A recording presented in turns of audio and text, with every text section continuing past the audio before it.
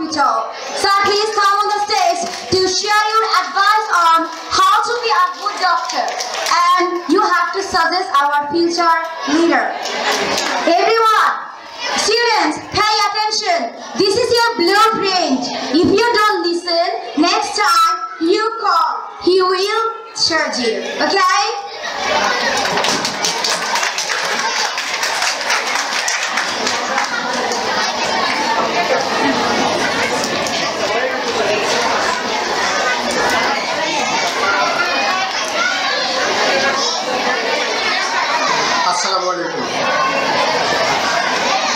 Grammar village English version school কর্তৃক আয়োজিত English first প্রোগ্রামে আগত সম্মানিত শিক্ষাবিদ, চিকিৎসাবিদ, সাংবাদিক ভাইয়েরা, আজকের সবচেয়ে বেশি আকর্ষণ ছোট ছোট ছাত্রছাত্রী, তাদের অভিভাবকবৃন্দ সহ সম্মানিত উপস্থিতি এবং সকল স্তরের উপস্থিতি, আসসালামু আলাইকুম। আপনাদের সুস্বাস্থ্য ও দীর্ঘায়ু কামনা করছি। প্রথমে একটু ধন্যবাদ জানাই যে এই গ্রামার ভিলেজ স্কুলের এই ব্যতিক্রমী উদ্যোগ সত্যি এই ছোট ছোট ছাত্রছাত্রীদের জন্য মানসিক বিকাশের জন্য যথেষ্ট হেল্পফুল। এইরকম প্রোগ্রাম হওয়া উচিত। বর্তমান সময়ে বড় চাহিদা পূরণ হচ্ছে এটা দিয়ে। এখন বলা হচ্ছে যে কীভাবে ডাক্তার হব, সেই ডাক্তার হওয়ার প্রশ্ন আমাদের অভিভাবকগণ আসলে সবাই চাচ্ছেন। এখানে প্রথম যে শোটা হলো, আমি যে কাউন্ট করলাম 14 জন স্টেজে আসছিল ছাত্রছাত্রীদের মধ্যে, তার মধ্যে 7 জন ডাক্তার, 1 জন সায়েন্টিস্ট, দ্যাট মিনস সেও অলসো ডাক্তার, আর 1 জন মাত্র টিচার, 1 জন পাইলট, 1 জন আর্ম ফোর্সেসের একটা হয়তো বা বাদ বাকি খুবই নগণ্য। কিন্তু আমার যেটা মনে হচ্ছে, শিক্ষকতা পেশার চেয়ে সম্মানিত পেশা আর কোনটা হতে পারে? মানুষ গড়ার সবচেয়ে বড় এবং প্রাথমিক ধাপটা হলো এইটা। এই শিক্ষকগণ আজীবন সম্মানিত। সুতরাং যদি আমাদের প্রেক্ষাপটে যদি সম্মানিত করতে হয়, সবচেয়ে চৌকস মেধাবীদের এই শিক্ষকতা পেশায় নিয়ে এসে তাদেরকে উপযুক্ত সম্মানিত করা, এটা আসলে আমাদের রাষ্ট্রীয় দায়িত্ব। এটা যদি রাষ্ট্র পালন করে সবচেয়ে ভালো হবে। তারপরেও যেহেতু সেকেন্ড স্টেজেও 10 জন আসছে, 10 জনের মধ্যে 7 জন ডাক্তার। আর একটা ইস্যু হলো যেখানে 14 জনের মধ্যে 8-9 জন মেয়ে, পরের ধাপেও মেয়ে বেশি। এখন মেডিকেলগুলোতেও তাই, প্রায় কোনো মেডিকেলে 51-52-55% পর্যন্ত মেয়ে আছে। মানে ছেলের সংখ্যা এত কমে গেছে। এটা একটা ভালো ইস্যু। মেয়েরা শিক্ষিত হচ্ছে এবং খুব নোবেল প্রফেশনে আসছে। কিন্তু এই নোবেল প্রফেশনের ক্ষেত্রে এটা বলতে চাই, যিনি আমাদের আজকে চিফ গেস্ট ছিলেন, উনিও একজন ডাক্তার। উনি থাকলে ভালো হতো। ডাক্তারদের আর একটা নাম আছে, ডাক্তারদেরকে কিন্তু এখন কসাই বলে ডাকা হয়। এইটা ডাক্তারদের জন্য বড় লজ্জাস্কর। সবার জন্য যে কসাই নাম শব্দ আসছে তা কিন্তু না। গুটি কয়েক ডাক্তার তাদের হিউম্যানিটি রক্ষা করছেন না। তো আমি অভিভাবকদের কোথাও অনুরোধ করব, বাচ্চাদেরকে শুধু মানি মেকার হিসাবে ডাক্তার বানাতে চাবেন না প্লিজ। তাদেরকে আগে মানবিকতা শিখান, মানুষ হওয়ার জন্য চেষ্টা করেন, তারপরে যে পেশায় যায়। হ্যাঁ, যদি ডাক্তার হতে চায়, অবশ্যই বাংলাদেশের প্রেক্ষাপটে সর্বোচ্চ মেধাবীরা ডাক্তার, ইঞ্জিনিয়ার হচ্ছে। এই সর্বোচ্চ মেধাবীদের জন্য যেন তারা যে পেশায় যায়, মানবিক ডাক্তার হোক, মানবিক ইঞ্জিনিয়ার হোক, মানবিক শিক্ষক হোক, মানবিক দৃষ্টিকোণ থেকে যেন তার ওই মানবিক শব্দটার জন্য আগে ব্যবহার করে। দেখেন, ডাক্তার হতে গেলে প্রথম থেকে একটা স্পিরিট লাগে যে আমি ডাক্তার হব। ডাক্তার হতে গেলে তো লাগে। এখানে ছোট্ট একটা বাবু গাইনোকোলজিস্ট হতে চাচ্ছে। গাইনোকোলজিস্ট হলে ঘুম হারাম করে দিতে হবে। এটা শীত গ্রীষ্ম নাই, বর্ষা নাই, কোনো ঋতু নাই, আবার রাত 2টা 1টা নাই, যে কোনো সময় ডাক পড়তে পারে।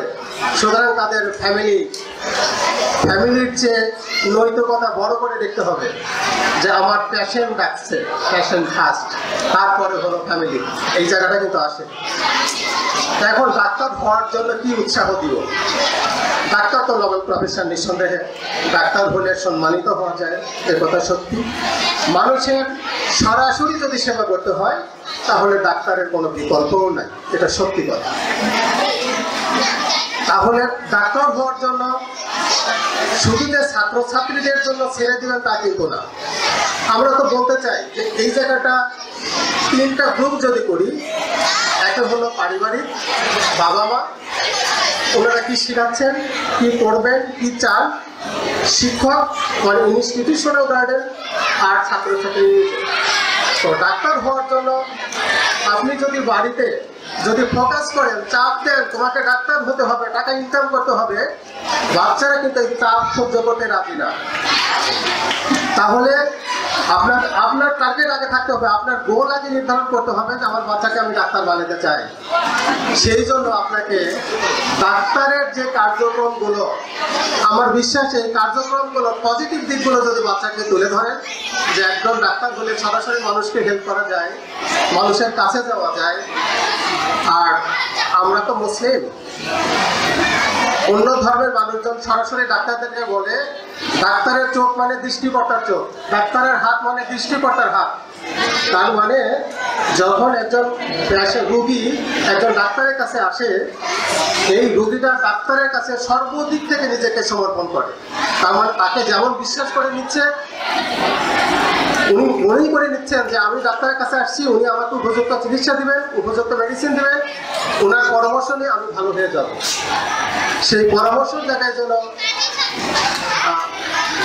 আবার উন্নতিটা চলে গেল, এমন যেন না হয় যে 3 ঘন্টায় 100 রুগী দেখে মানুষের সেবা করা।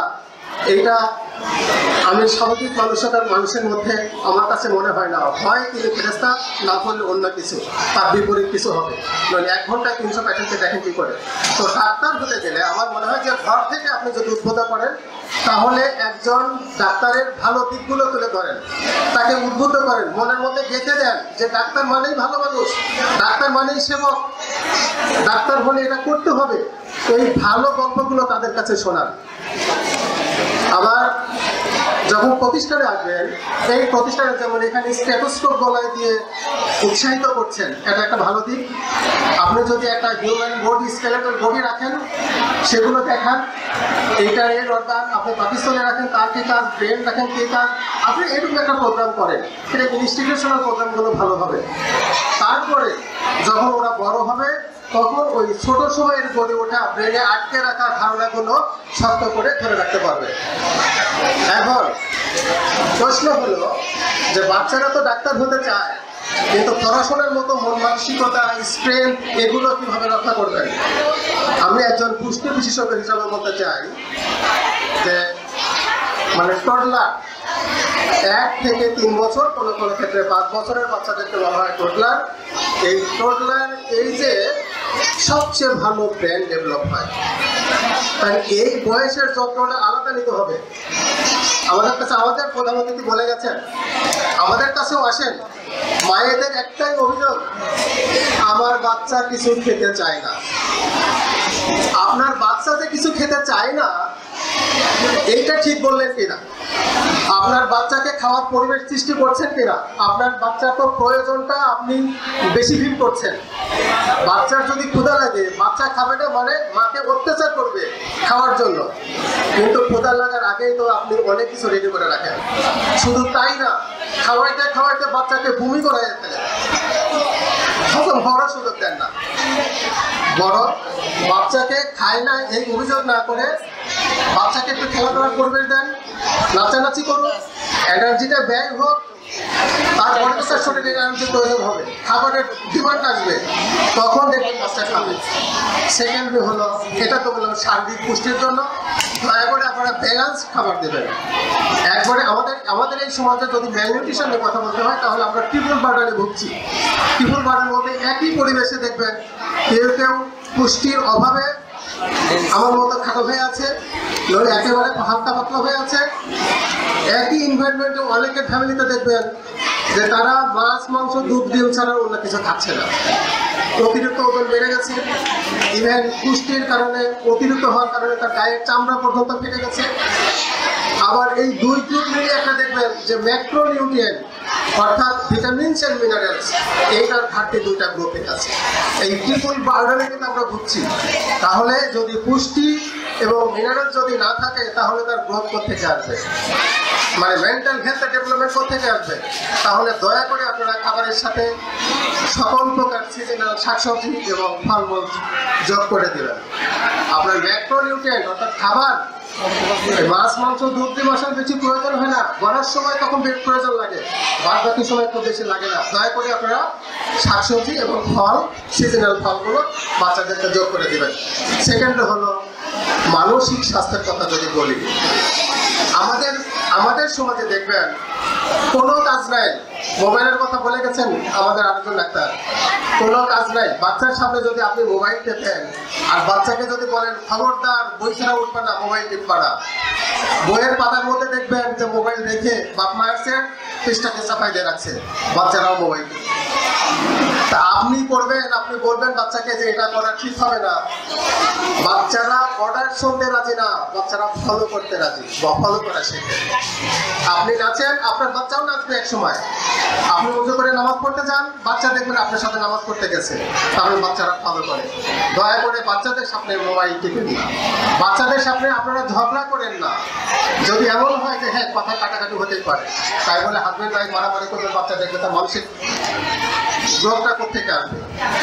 তারপরে এনভায়রনমেন্ট। আমাদের সমাজটা এমন হয়ে গেছে, ছোট ছোট বাচ্চারা কি গ্যাং ট্যাং করে অস্থির করে রাখছে। দয়া করে সেই এনভায়রনমেন্টটাও আপনারা চেক দেওয়ার চেষ্টা করেন। তাহলে বাচ্চার যেমন মানসিক বিকাশ, শারীরিক বিকাশ সেগুলো ঘটছে। বাচ্চার ইচ্ছাটাকে আপনারা ছোটবেলা থেকেই বাচ্চাদের মধ্যে গেঁথে দিতে পারছেন যে তোমরা এটা করো, ডাক্তার হও, ইঞ্জিনিয়ার হও, কিন্তু মানবিকতার সাথে হও, সেবা নির্দেশে হও। দেখবেন যে অশুভ প্রতিযোগিতা থাকবে না, বাচ্চারা ঠিকই আপনাদের ইচ্ছা পূরণ করবে, ডাক্তার হয়ে যাবে। ভালো গল্প শোনান, ভালো পরিবেশ সৃষ্টি করেন, আর একেবারে ব্যালেন্স খাবারের চেষ্টা করেন।